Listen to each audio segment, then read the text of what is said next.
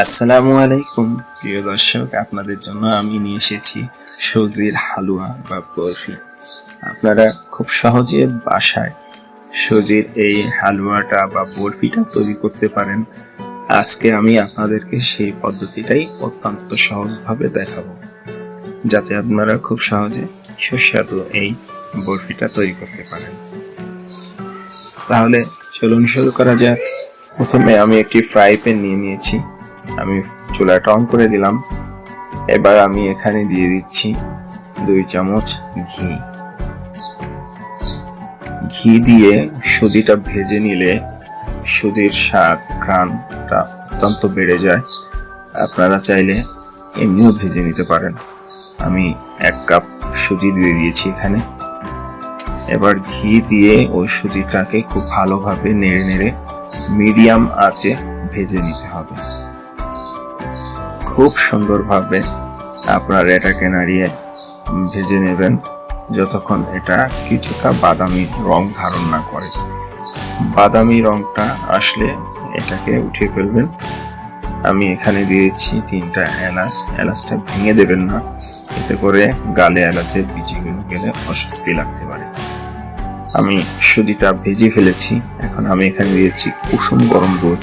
আমি দুধটা আগে থেকেই গরম করে রেডি করে রেখেছিলাম। আমি মিডিয়াম আঁচে কিন্তু আপনার এই কুসুম গরম দুধটা সুজিতে দিয়ে দিলাম। আপনারা পরিমাণ মতো দুধ দিয়ে দিবেন। আপনারা চাইলে দুধের পরিবর্তে পানিও দিতে পারেন। দুধ দিলে স্বাদটা অত্যন্ত সুস্বাদু হয়, এই জন্য আমি দুধ ব্যবহার করেছি। এবার এখানে আমি চিনি দিয়ে দিচ্ছি। যেহেতু আমার বাসার মানুষের চিনি একটু কম খায়, এর জন্য আমি চিনিটা মিডিয়াম দিয়েছি।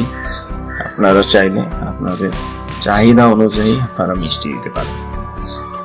এবার চিনি দিয়ে এটাকে খুব সুন্দরভাবে নাড়িয়ে নিতে হবে। হালকা করে সব নাড়াতে থাকতে হবে যাতে এটা দলা পেকে না যায়।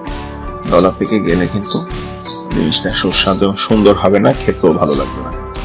সুজিটা ভালো মতো সিদ্ধ না হওয়া পর্যন্ত এটাকে মিডিয়াম আঁচে নাড়াতে হবে। আমি সামান্য একটি লবণও দিয়ে দিলাম। লবণ দিলে খাবারের স্বাদটা ভালো বোঝা যায়, এই জন্যই আমি 1 চিমটি লবণ দিয়ে দিয়েছি। সুন্দরভাবে এটাকে নাড়তে থাকতে হবে যাতে করে সুজিটা আপনার প্যানে লেগে না যায়। এবার আমি এখানে দিয়ে দিচ্ছি আর একটু ঘি, যাতে করে ঘিটা দিলে স্বাদটা আরো ভালো লাগবে এবং কালারটাও সুন্দর আসবে, খেতে খুব সুস্বাদু লাগবে। আর যেটা প্যানে লেগে যাওয়ার একটা ভাব হয়েছিল সেটাও কিন্তু এটা আপনার খুব সুন্দরভাবে উঠে আসবে।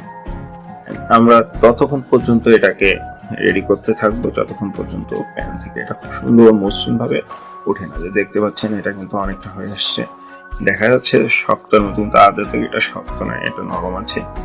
এবার আমার সুজিটা কিন্তু আমি নামিয়ে নিচ্ছি একটা পাত্রে। সুন্দর করে সুজিটাকে নামিয়ে নেবেন। আপনারা চাইলে আরেকটু নরম রাখতে পারেন, যদিও এইভাবে রাখলেও কোনো সমস্যা নেই। দেখতে পাচ্ছেন এটাকে আমি একটু চেপে চেপে পাত্রে ভালোভাবে বসিয়ে নিচ্ছি। আপনারাও এরকম চেপে চেপে একটু সুন্দরভাবে এটাকে সাইজ করে নেবেন, যাতে করে এটা সমানভাবে আপনার সবখানে সেট হয়ে যায়।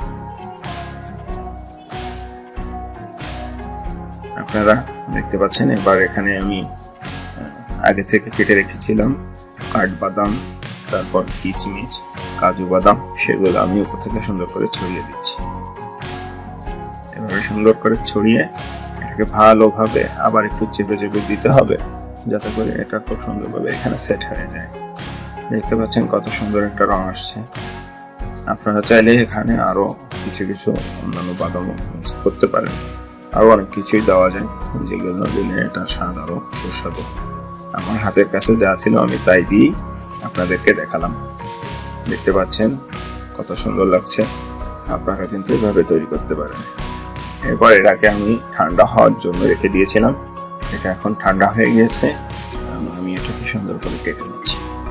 দেখতে পাচ্ছেন আমি উঠিয়ে আপনাদেরকে দেখাচ্ছি।